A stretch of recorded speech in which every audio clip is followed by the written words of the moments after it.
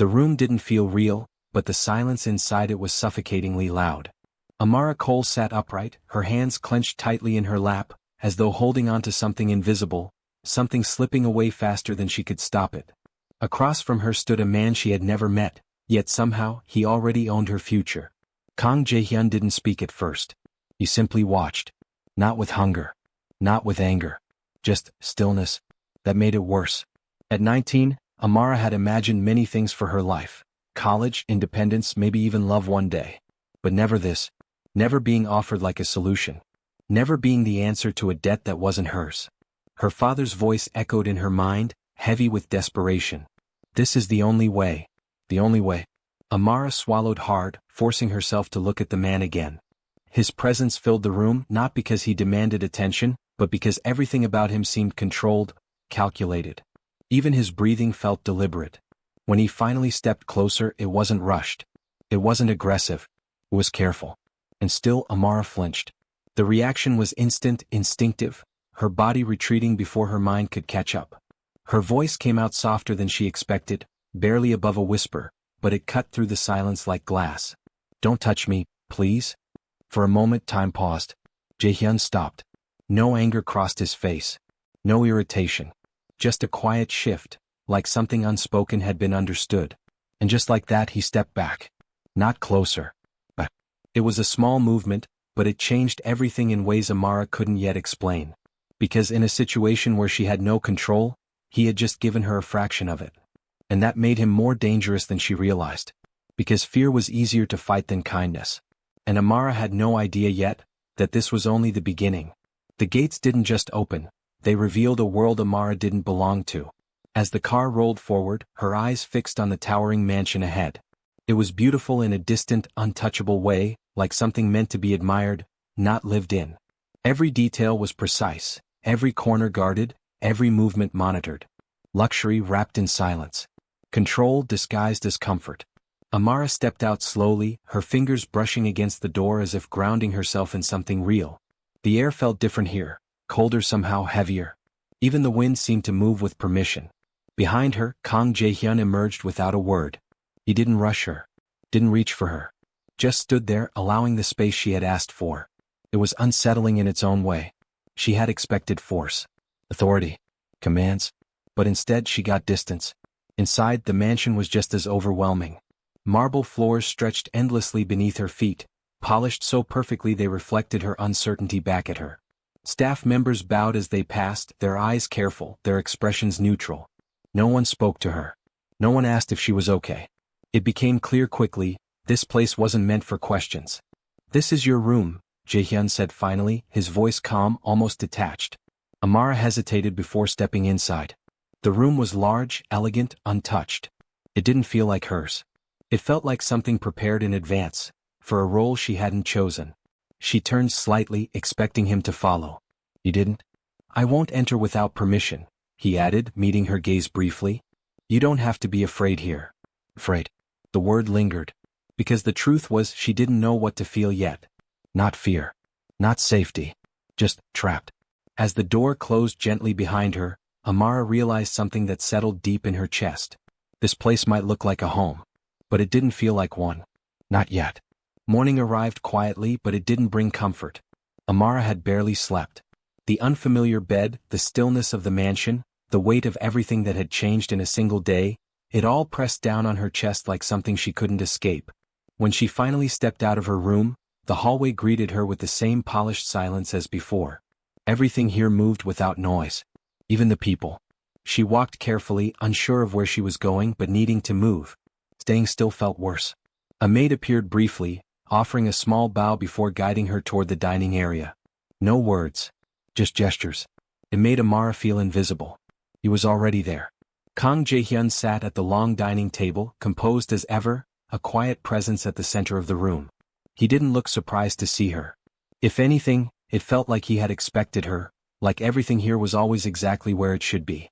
Except her. Amara hesitated at the entrance. For a moment she considered turning back. But something steadied her feet, pushing her forward. She took a seat across from him, leaving as much distance as the table allowed. The silence stretched. "I've instructed the staff to respect your space," he said finally, his tone even. No one will enter your room without permission. Amara nodded faintly, her fingers tightening around the edge of the table. Thank you, she murmured. It was the first time she had spoken to him without fear breaking her voice. Jaehyun noticed. But he didn't react. Instead, he simply continued, "You're free to move around the house. You're not a prisoner." The words should have comforted her. They didn't. Because freedom wasn't about walls, it was about choice. And that was the one thing she still didn't have. Still, something had shifted. The fear that once filled every silence between them was beginning to change. Not gone, but quieter. Softer. And in its place, something unfamiliar was starting to grow. Not trust. Not yet. But something close enough to make Amara pause instead of run. And for now, that was enough. The night didn't announce itself, it simply settled in heavy and quiet. Amara had begun to recognize the rhythm of the mansion. Days were distant, controlled. Nights were something else entirely. They stretched longer, deeper, leaving too much room for thoughts she wasn't ready to face. And tonight the silence broke. The lights flickered once. Then everything went dark. Amara froze. For a second she thought it was temporary, just a passing glitch. But as the darkness held, thick and absolute, her breath quickened. The room that once felt unfamiliar now felt suffocating, its walls closing in without light to soften them. She stood slowly, her fingers brushing against furniture as she tried to find her way. The quiet wasn't peaceful anymore, it was loud, pressing against her ears, amplifying every small movement she made. A distant sound echoed through the hallway. Footsteps. Measured. Come. Her heart raced anyway. The door opened gently, and though she couldn't see him clearly, she knew it was him. There was something unmistakable about the way he carried himself, even in darkness. Power outage, Kang Jae-hyun said, his voice steady, cutting through her rising panic. Backup will come on soon. Amara didn't respond. She couldn't. The fear had already wrapped around her chest too tightly. He stepped inside but stopped at a distance. Not too close. Never too close. I'll stay here, he added quietly. You're not alone. The words lingered longer than the darkness itself. Minutes passed. Maybe more. Time blurred. Slowly her breathing steadied. He didn't move. Didn't speak again. He simply remained, present without pressure, close without crossing the line she had drawn. And somehow, that mattered. When the lights finally returned, soft and steady, Amara blinked against the sudden brightness. Her gaze found him immediately. He was already turning away. Like staying had never been about being seen. Just being there. For the first time since arriving, something shifted inside her. It wasn't trust. But it wasn't fear either. It was something quieter. Something fragile. The beginning of understanding. Days no longer felt as heavy as they once had. Not because Amara's situation had changed, but because something within it had. The mansion was still quiet. Still controlled. But the silence between her and Kang Jae-hyun had begun to shift. It wasn't as sharp anymore. Not as suffocating. It was softer. It started with small things. A book left on the table. A note beside it, written neatly in Korean, and then translated below in careful English. Amara had stared at it longer than she meant to. Not because she didn't understand the words, but because she understood the effort. Later that day she found him in the sitting room reviewing documents as usual. She hesitated at the doorway, her fingers lightly gripping the frame. For a moment she considered walking away. But she didn't. What does this mean? She asked quietly, holding up the note. Jae-hyun looked up, his expression unreadable at first. Then he noticed what she was holding. A brief pause. It's a greeting, he said. A formal one. Amara stepped a little closer, still cautious. Can you teach me? The question seemed to catch him off guard. Not because of what she asked, but because she had asked it all. Still he nodded. And just like that, something new began. The lessons were simple. Words. Pronunciations. Small phrases repeated slowly until she got them right. He corrected her gently, never impatient, never pushing. And Amara listened. For the first time since arriving, she wasn't just existing in his world. She was learning it.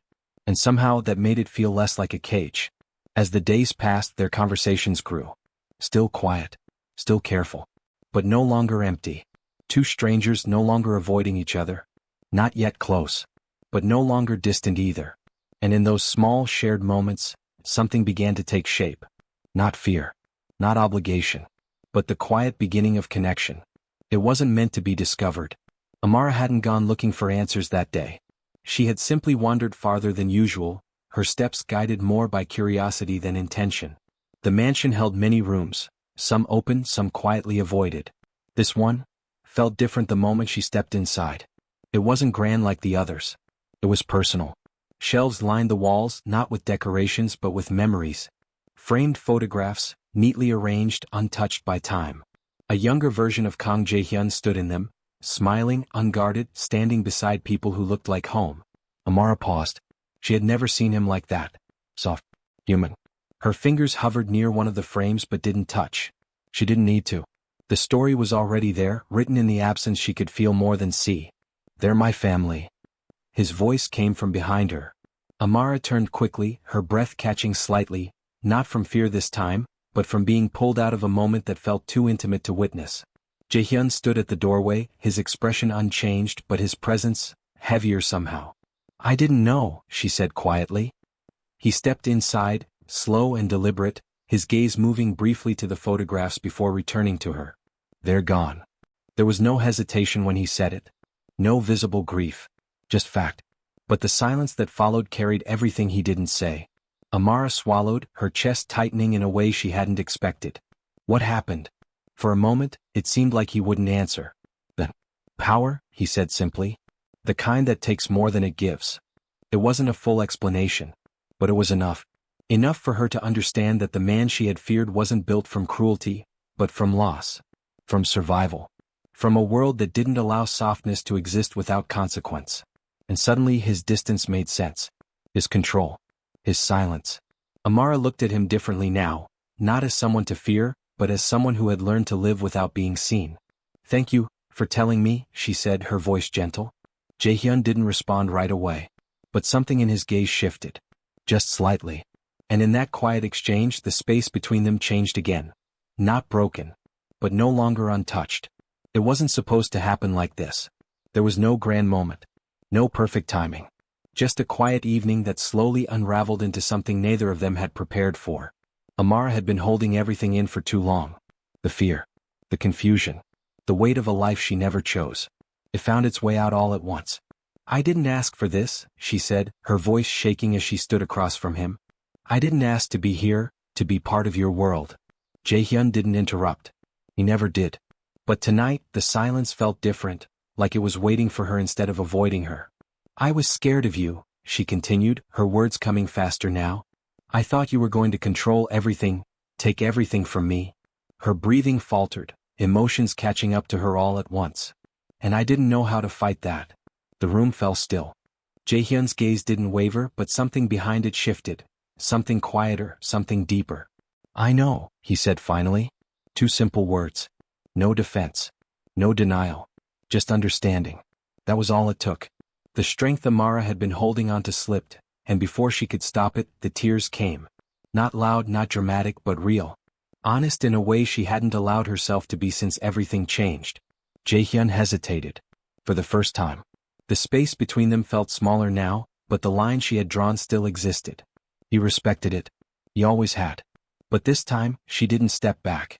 She didn't say anything. She just stood there. And somehow that was permission. Carefully, slowly, he closed the distance, his movements measured, giving her every chance to pull away. She didn't. When his arms finally wrapped around her, it wasn't tight. It wasn't possessive. It was gentle. Uncertain. A quiet question more than a statement. And Amara didn't resist. Her hands trembled at first before resting lightly against him, unsure but willing. The hug was brief. Awkward. But it meant everything. Because for the first time she wasn't standing against him. She was standing with him. And in that fragile moment, something changed between them. Not forced. Not demanded. But chosen. Freedom didn't arrive the way Amara expected. There were no dramatic announcements. No celebration. Just a quiet knock on her door and a simple message delivered without emotion. The debt has been cleared. For a moment the words didn't make sense. Amara stood still, her mind trying to catch up with something her heart had waited for since the beginning. Clear. Finished. Over. It meant she could leave. Just like that. No conditions. No chains. She should have felt relief. She had imagined this moment countless times. Walking out of the gates, breathing air that finally felt like hers again, stepping into a future she could choose. But instead, she hesitated.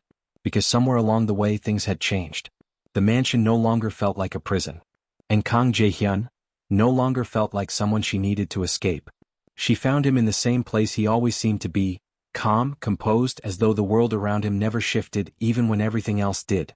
"It's done," she said softly. He nodded once. "You're free to go." No hesitation. No attempt to stop her. That should have made it easier. It didn't.